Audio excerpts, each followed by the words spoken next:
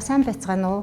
Өнөөдөр та бүхэнд 1-р ангийн сурагчдад монгол хэлний хичээл заах арга зүйн зарим нэг асуудлаар зөвлөгөө өгөх гэж байна. За энэ хичээлийг амар энх багш дээр хамтран явуулах болно. За монгол хэлний хичээлийн зорилго нь бол 1-р ангийн хүүхдийн хувьд их хэлнийхээ цагаан толгойн үсгийг нүдлэн сурч уншиж бичих ийм анхны дадал хэвшилтэй болох зорилготой. За ингэж энэ дадал хэвшлийг бий болгосноор бага боловсролын монгол хэлний хөтөлбөрийн зорилгыг хангах цаашдаа суур бүрэн дунд гэдэг энэ тоглон шаттай дамжлагын эхний алхмыг гүйцээх ийм учиртай юм аа. За монгол хэлний хөтөлбөр ёсоор цагаан толгойн үсгийг таниулдаг ийм 3 үе шатаагаар таниулдаг уламжил бий. Цагаан толгойн бэлтгэл, цагаан толгойн үндсэн үе, цагаан толгойн дараах гэдэг.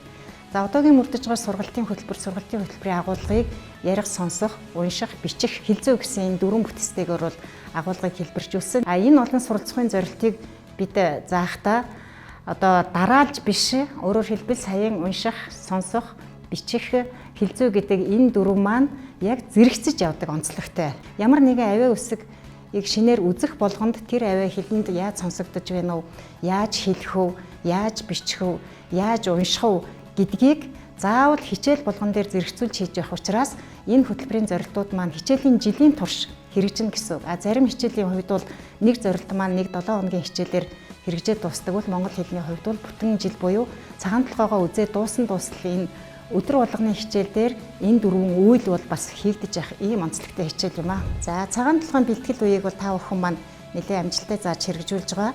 За энд бол хамгийн гол зорилго маань хүүхдийг одоо их хэлнийхээ үсэг бичгтээ танилцаж, уншиж, бичиж сурахад нь туслах ийм одоо зорилготой нэг хэсэг байгаа.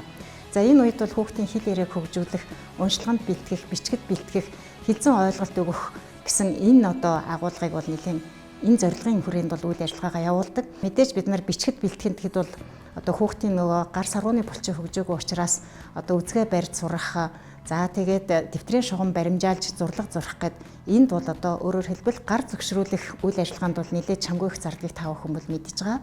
За уншихад бэлтгэн гэхлээр та бүхний өдөр тутам уншиж өгдөг үлгэр, зурагт үлгэрүүдийг хараад хүүхдүүдийн хооронд нь ярилцдаг энэ бүх үйл ажиллагаа бол багт нь бүгд нийлээд хүүхдийн хэл яриаг хөгжүүлэх үйл ажиллагаа.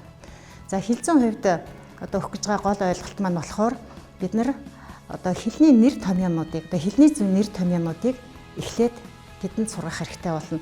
Одоо энэ одоо их, өгүүлбэр, үг, үе, авиа, үсэг гэдэг энэ 5 нэр томьёоноос хүүхдэд хамгийн ойр байгаа нь үг. Ийм учраас бид нар үгээс эхлээд за хэн хэдэн үг хэлэх вэ?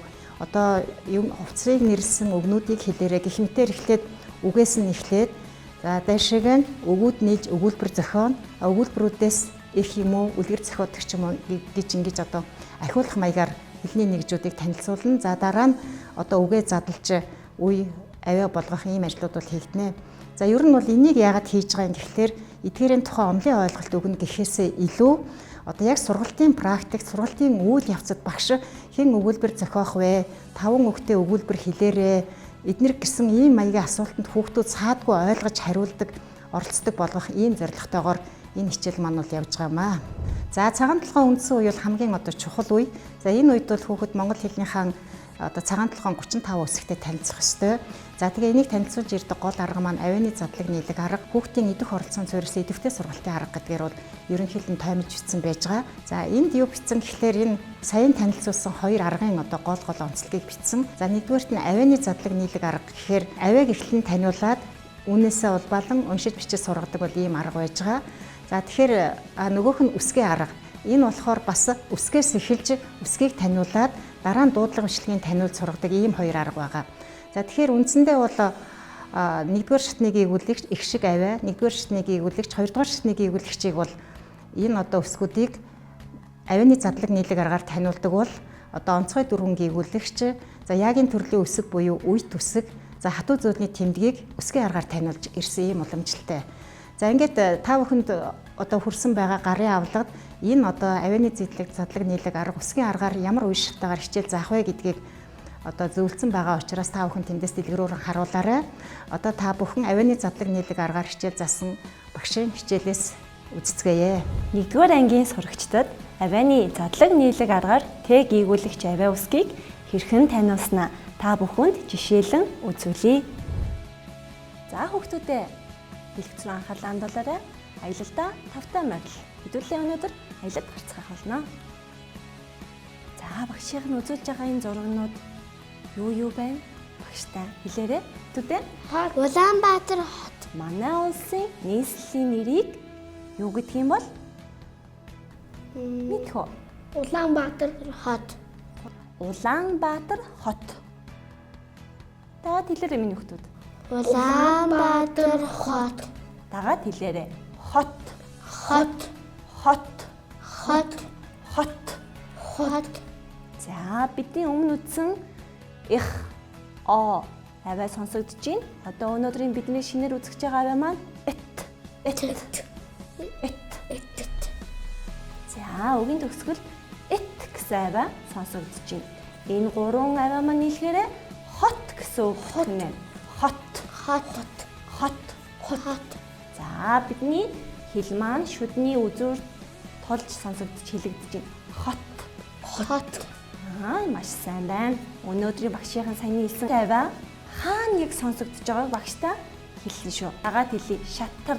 Шатар. Шатар. Үгийн хаана сонсогдож байна? Дунд нь. Оо маш сайн байна. Үгийн дунд сонсогдож байна. Тэмээ. Тэмээ. За энэ үгийн хаана сонсогдож байна? Хамгийн ихэнд. Хамгийн ихэнд маш сайн байна. Шат. Шат. Шат. Шат. Хаана сонсогдож байна? Хамгийн сүүлд нь. Оо зүйтэй хамгийн сүүлэн сонсогдож байна. За тэгвэл бүгдээ дармалтай аваа үсгээ бүтээж үзье. Дармалтайг ийм хоёр зүйлээс бүтгэнэ тийм ээ дармал үсэг маань. За тэгвэл саяны харсан Т үсэгтэй төстэй зүйл юу байж болох талаар багш нь харуулъя. Энэ юу вэ? Мөг. Мөг. За энэ Т үсэгтэй төстэй байна уу? Төстэй. Оо төстэй байна. За дараагийнх нь Шүхэр. шүүхэр. Мөн Т үсэгтэй төстэй харагдчихэв тийм ээ? Тийм. За энэ юу вэ? Алх. Алх. За мөн Т үсэгтэй төстэй ах нь байна. За багштайгаа нэгнээс нь үсгийн дараалалаар унших нь нэг шиг үсгийн дараалал. Ат. Ат. Эт. Эт. Ит. Ит. От. Ат. Ут. Ут. Ут. Ут. Ут. Ут. Ут. За маш сайн байна. За одоо задгаа үе уншицгаая. Та. Та. Тэ. Тэ. Ти. Ти. Та. Та. Ту. Ту. Ту. Ту. Ту. Ту. Ямар мундаг юм маш сайн байна. Бичмэл Т үсэгтэй танилцгаая хүүхдүүдээ. Бичмэл Т үсэг маань жижигнэн тэр баруун зүүн болонд харагдаж байна. Бичмэл Т үсэг маань. Том Т үсэг маань баруун болонд харагдаж байна. За бичмэл дармал Т үсэг одоо ялгаж салгаж харсан уу? Харсан. За энэ өнөөдрийн бидний Т Монгол хэл хичээлний Т аваа үсгийг үзэж сонирхож дуслаа. Баярлалаа хүүхдүүдээ. Баяртай. Баяртай. Үе төсгийг үсгийн аргаар заад таниулж байгаа багшийн хичээлийг үзүүлье. 1-р ангийн багш нарын дунд цагаан толгойн аваа үсгийг таниулахад гаргадаг нэг гол алдаа бол үсгийн аргаар зааж таниулах учиртай я, е, ё, ю, к, п, ф, ш гэсэн 8 үсгийг авины задлаг нийлэг аргаар зааж таниулдаг явдал юм. За ийм учраас эдгээр үсгийг таниулах дарааллыг ё үсгээр жишээлэн тайлбарлая. За үсгийн арга гэдэг нь авины задлаг хийлгүүгээр тухайн үсгийг үгээс шууд нэрлэн хэлж дуудлагыг нь таниулж уншуулж бичүүлж сургадаг онцлогтой арга байгаа. За ё үсэг бол бас онцлогтой. Дармал том, дармал жижиг, бичмэл том, бичмэл жижиг үсэг нь бүгд өөр өөр дүрстэй учраас нүдлэн тогтооход бас хугацаа шаардна. Гэхдээ ё үсгээс өмнө сурагчид маань 9 ихшиг, 7 гийгүүлэгч, 1 тэмдэг үсэг мөн я, е гэдэг үсгүүдтэй танилцж энэ хүрээнд уншиж сурсан байгаад мартаж болохгүй. За шинэ үсэг таниулахын өмнө бэлтгэл ажил хийх ёстой. Энэ бол ямар тулгуур үгээс ё үсгийг таниулах уу гэдгээ бол тооцож томоор бичиж бэлтгэнэ. За бидний хувьд ё үсгийг таниулахдаа ёл гэдэг үгээс таниулсаар ирсэн. Ийм учраас ёл гэдэг үгээ томоор бичиж мөн зургийг нь бэлтгэсэн байвал зохино. Энэ бол сэдэл үсгэх хэсэг. Тэгэхээр энэ шувууны тухай мэдхүү, энэ зурагт хэдэн шувуу байна гэх мэт асуултаар зургийн агуулгын талаар товчилж ярьж болно. Гэхдээ ёл гэдэг үгийг сурагчид хэлэхгүй бол заавал энэ ёл гэдэг үг рүү анхаарал хандуулах шаардлагагүй. За хоёрдугаарт нь ёл гэж бичсэн үгээ тусгайлан харуулж дараах асуултын дагуу ярилцсан. Энэ үг нь бидний мэддэг ямар үсэг байна уу? Танил биш үсэг байна уу? Тийм бол тэр үсэг хаана байна? За тэр танил биш үсэг ямар төрстэй юм, юутай адилхан байна гэх мэтээр ярилцсны эцэст том жижиг ёо үсгийг таниулна. За одоо ёо үсгийн таниулсны дараа энэ үсэг маань юутай төсөвтэй болохыг ярилцсан. Үсгийн төсөв бүтээл гэж болно. За өмнө нь үсэг үтсэн байгаа учраас сурагчдад бол харьцангуй тогтооход нүдлэн тогтооход нь хялбар байхаа гэж ингэж бодож байгаа. За дараа нь ёо үсгийг хэлэх, сонсох, унших юм дасгал хийлгэнэ. Тэгэхээр ёо үсгийг хэлэх, сонсох, дасгал хийлгэхдээ өгүүлэх хэрэгтэн яаж оролцож байгааг бас ажиглуулж болно. Гэхдээ өгүүлэх хэрэгтэн гэдэг үг сурагчдад жаахан хол үг байж магадгүй тул уруул яаж хөдөлж байна? Ёо үсгийг хэлэхэд ам хэр зэрэг том ангайж байна? Хэл хаана байна уу гэх мэт асуултаар өгүүлэх хэрэгтнийх нь оролцоог ажиглуулж болно. Ямар авиа үсэгтэй ойролцоо дуудагдаж байна вэ? За мэдээж сурагчид маань о үсэгтэй гэж хэлэх байх. За дараагийн алхам бол том жижиг ёо үсэг орсон үгсийг уншуулна. За тэгээ багш бэлтгэн эдгээр үсэг томороо жижигээрээ орсон байхаар олон янзаар үгсийг бичсэн байж болно. Жишээлбэл ёроол, ёндон, ёочин, ёотон, соёо, гоёо, гоёл, хоёр, ёохор гэх мэтээр ингэж бичсэн ийм үгүүдийг л уншуулвал их зүгээр. Гэхдээ эдгээр үгийн утгыг бас сайн ойлгохын тулд зураг хажууд нь хавсархсан байвал илүү утгыг нь ойлгоход хялбар байх болно. За 5 дугаарт нь сая бол нэг үг уншсан бол 6 дугаарт нь багны үгийг уншуулна, их өгүүлбэрийг уншуулж болно. За 7 дугаар алхам бол том жижиг үсгийг бичмэл том жижиг үсгийг таниулна. За дарамт ёо үсгээс юугаар өөр байна, юугаар ижил байна уу гэдгийг ярилцсан. За бичмэл үсэг нь ямар үсэгтэй төстэй байна уу гэдэг талаар бас ярилцаж болно. За сурагчид магадгүй зэ үсэгтэй, буруу харсан зэ үсэг, е үсэгтэй төстэй гэдгээр хэлэх байх. Бас гурван харсан гурвын тоотой адилхан байна ч гэдэг юм уу. Ийм маягаар нөгөө үсгийн ялгаа онцлогийг танилцуулна. За тэгээ том жижиг үсгийг бичих дасгал хийлгэж болно. Тэр үсэг бичгийн өмнө агаарт бичүүлдэг туршлага байдаг. Том самбарт, цагаан самбарт бичүүлж болно. Дараа нь дэвтрийн шугам бичүүлэх. Ийм бол үйл ажиллагааг бусад үсгийг таниуд бичүүлдэг аргаараа зохион байгуулж болно. Гүйгүүлэгчийг таниулахдаа багш нарт бас анхааруулж хэлэх ганц хоёр асуудал байна. За нэгдүгээрт нь эгшгийг таниулахад авианы дуудлага үсгийн нэр хоёрыг андуурдаггүй гэж би хэлсэн адилхан байдаг. Гэтэл яг гүйгүүлэгчдэр болохоор бас нэлээд их ялгаатай. Өөрөөр хэлбэл В үсгийг нэлээд том болсон хүн ив үсэг, их үсэг гэж хэлээд байдаг. Тэгэхээр авианы дуудлага нь болохоор ялангуяа тэр түргэн хилэгдэг альч гүйгүүлэгчдэр гэсэн үгийн нийлцэд орохоор маш богинохон хилэгдэг гэж хилэгдэж байдаг. Тэгсэн мөртлөө яг нөгөө үсгийн нэр нь болохоор цагаан толгой үсгийг дараалал нь уншигвал хээл гэж хэлэх ёстой. Гэтэл энэ дээрээ багш нар алддаг учраас энэ үсгийн нэрийг авианы дуудлагатай хольд заалгахгүй байхыг бол та бүхэнд бас зориуд хэлье гэж бодож байна. За хоёрдугаарт нь болохоор бид нэр цагаан толгойн гүйгүүлэгчийг уншиж байхад эхний 3-аас 5 гүйгүүлэгчийг үзэж явах үед ер нь их яарахгүй нэлээд нухастай хандах хэрэгтэй.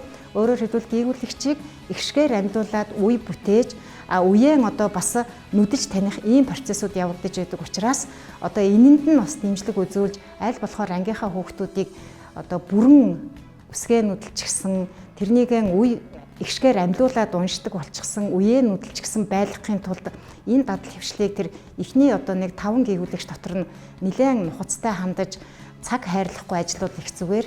Тэгэхээр дараагийн үсгээ үзэх ёстой. Өөр нөгөө ангиуд ингээд үзсэн байна гэж багш нар маань цаашаа ингээ уралдах гэдэг. Энэ хандлага болоод танай ангийн хүүхдүүдийн онцлог ямар юм тэрэнд нь тохирсноор хүүхдийн тооцоотойгоор хідэн хүүхд нь яг үсгээ нэрлж чадаж байна. Хідэн хүүхд нь үсгээ уншиж чадаж байна. Үеэр уншиж чадаж байна гэдэг энэ байдлаараа энэ суурьаа сайн тавьчих юм бол дараагийн үсгүүдийг үзэхэд ямар ч асуудалгүй болно гэсэн үг. Ингээд багш бүхэн сурагчдын унших бичих чадварыг хөгжүүлэхийн тулд өөр гэсэн туршлагыг бол хуримтлуулсан байдаг. Ингээд та бүхэнд амар анги багшийнхаа сурагчдаа уншуул бичүүл сургаж байгаа арга туршлагатай танилцуулъя. Унших чадвар төлөвших 5 үе шатыг унших бэлтгэл үе, уншиж эхлэх үе, төвдөрлөгөө унших үе, унших одоо өөрийн хүсэлтэй болох унших чадварын одоо бүрэн төгс эзэмших гэсэн энэ үеүүдэд одоо өөрийнхөө туршилтыг хэрэгэлдэг аргаас та бүхэн танилцуулъя. За зааны соёо гэдэг энэ их харагдаж байгаа 1-р ангийн сурах бичиг дээр байдаг. Энэ ихийг би ангийнхаа хүүхдүүдэд уншуулахдаа шууд энэ ихийг уншаа гэдэг одоо ингээд шууд өгчдөггүй. За хэрвээ энэ одоо ихэд 4 өгүүлбэр байх юм бол 4 өөр өнгөөр зааглаад өгдөг байгаа. За энэ 4 өөр өнгийг маань хүүхдүүд эвлүүлээд 1-р бүтээлчээр өгүүлбэр эвлүүлж гэн, өгүүлбэр томоор эхэлж цэгээр төгсдөг. За мөн өгүүлбэрийг зөв дараалалд оруулах гэж өөрсдийнх нь одоо сонирхол дээр тулгуурлаж уншуулах юм бол хүүхдүүд илүү их сонирхолтой болд юм байна гэдгийг та бүхэн дараагийн бичлэгээс харж байна. За хүүхдүүдээ багшин ширээн дээр 4 өөр төрлийн өгүүлбэр бэлдээд байрлуулсан байгаа. Миний хүүхдүүд наанаасаа авч агаад өгүүлбэр болгоод эвлүүлээд багштай хариулаад өгөөрэй. За багшаа. За аваад эвлүүлээрэй минь.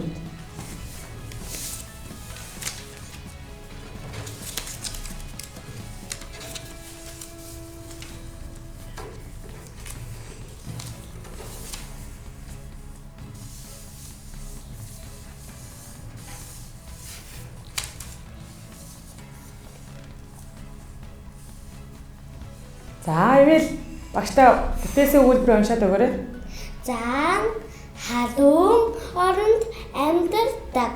За гоо марл уншаарай. Зааны ясан сэлбэр гоё. За төгс үлэгдэхүүнийхөө уншаад өгөөрэй. Хоёр ус сараатай. За чин баяр уншаарай минь. Соёогоор гоё чимлэл хийдэг. Ястай сайн байна. За тэгвэл энэ өгүүлбэрүүдэд юуны тухай гараад энэ хүүхдүүд вэ? За тэгвэл энэ бүтээсэн өгүүлбэрүүдэд нийлүүлээд бүгдээрээ нэг их болгоо гарчиг өгье. Юу гэсэн гарчиг өгж болох вэ? Заан гэсэн гарчиг өгье тий. За мөн ангийнхаа сурагчдад түргэн хэллэгийг одоо бичиг үсэг үзээгүй байх үед нь хэрхэн уншуулдаг вэ гэхээр зургийн арга ашиглан одоо уншуулдаг байгаа. За жишээ нь энэ дээр гарч байгаа зурган дээр харагдаж байна. Цас ус мөс. За ус мөс цас гэд хит хит удаа давтуулаад ирэхээр хүүхдийн одоо ийм хэл ярианд бас харьцангуй өөрчлөлт орд юм байна гэдгийг бас өөрөө туршлагаасаа бас мэдэрсэн. За бэлтгэл үе дээр багш нар одоо нөгөө минутын уншлага хийн гэдэг. Минутын уншлагыг хийлэхдээ яадаг вэ гэхээр зөвхөн уншиж бичиж дуусны дараа минутын уншлага хийх юм байна гэж боддог бол бэлтгэл үеэс нь эхлээд зураг уншуулах, за зургийг өгүүлбэр болгож уншуулах, дараа нь зургаа буцаагаад өгүүлбэр болгон бичүүлж уншуулах гэх мэт бүтээлжүүлүүдийг хийж уншуулвал илүү үр дүнтэй байд юм байна гэдгийг бас олж харсан байгаа. Бичих техникт хос шугамд жижиг үсэг 4 мм, том үсэг 7.5-аас 8 мм орчим байна гэж заагдсан байдаг. За багш нар болгон одоо бичиж сургах дадлуудыг бол олон төрлөөр хийдэг. Хуулж бичих, нүдэлж бичих, цээжээр бичих, зохиож бичих, даган дуурайж бичих гэсэн үйлүүдийг 1-р ангийн одоо цагаан толгойн үед бол түгээмэл бид нар бас хэрэгэлдэг. За цээжээр бичих арга маань ерөнхийдөө бас оюутан байхдаа багш нараасаа сурж ирсэн 9 нүдний аргаар бас ангийнхаа сурагчдыг бас цээжээр бичүүлж, зургийн цээж бичгийг бас их гол төлхөө хийдэг. За харин цагаан толгойн үед буюу яг одоо үсэг эхэлж бичиж байгаа үед энэ дэлгэцэн дээр харагдаж байгаа том цагаан самбар дээр эхлээд хүүхдүүдээр бичүүлж үзээд дараа нь том цагаан самбараас шууд дэвтэрлүүгээ бичихлээрээ хүүхдүүд хит их том үсгнээс нөгөө дэвтрийн хос шугам руугаа бичгээр их алдаа гаргаж өчргөө томоор бичдэг. Тийм учраас энэ цагаан самбарыг эхлээд 4 тэнцүү хуваа, 2 тэнцүү хуваагаад за дараа нь 4 тэнцүү хуваасны 1 дээр, дараа нь 8 тэнцүү хэсэг хуваасны 1 дээр гих мэтчлэнгээр багасгах зарчмаар дэвтэрлөө болгох юм бол хүүхдүүдэд илүү их одоо юм даддаг. Уншиж бичиж сурахтаа сурагчдын гаргадаг нийтлэг алдаанд ярих үед бол хүүхдүүд ойролцоо дуудлагатай авийг солидөг юм. Жишээ нь бол ЖЗ2-ыг, ЦЧ2-ыг. За уншихтаа бол бас тааж уншдаг тий. Хэрвээ ла гэдэг үг байх юм бол гэрэл юм уу эсвэл чийдэн гэдэг уншдаг юм алдаа гаргадаг. За бичихтэй болохоор үсгийн холболтыг буруу одоо бичдэг. Үсгийг эргүүлж бичдэг. Өөрөөр хэлбэл эсгийг үсэгтэй андуураад бичих зэрэг ийм алдаанууд гардаг юм байна. За бит хоёр одоо энэ модуль дээр ажиллаж явах явцдаа оюуны агш бүтээр маань хамтраад тодорхой хэмжээний хэдэн шийдлүүдийг гаргасан байгаа. Тэгээ багш нар та бүхэн бас сурагчдын гаргадаг алдаануудыг гаргаад ер нь ямар шийдэл байдгийг бас илүү дэлгэрэнгүй бусдаа бас хуваалцаж байна. Ер нь сурагчид ойролцоогоор сонсон зүйлийнхээ 10%-ийг, уншсан зүйлийнхээ 20%-ийг, харсан зүйлийнхээ 30%-ийг, харж сонссон зүйлийнхээ 40%-ийг, ярилцсан зүйлийнхээ 50%-ийг, сонсож уншиж харж саялсан зүйлийнхээ 60%-ийг хийдэг зүйлийнхээ 70%-ийг заадаг зүйлийнхээ 90%-ийг санаж байдаг гэдэг шиг ангийнхаа хүүхдүүдийг яг энэ ширээний дүрмийг би баримтлаад явдаг. Тэгэхээр өөрөө өөрсдөө нь сургах буюу бусад найзаас нь үлгэр дуурайлж авч суралцах дээр илүү их анхаардаг байгаа. Тэгэхээр хүн бид нар бас өөрсдөө хичээл дээрээ заасан зүйлийнхээ эргээд мартдаггүй шалтгаан нь заасан зүйлийнхээ 90%-ийг ойлгож байдаг юм байна гэдгийг ойлгосон байгаа. Ингээд та бүхний сурган хүмүүжүүлэх хийх үйлсэд нь өндөр амжилт хүсье.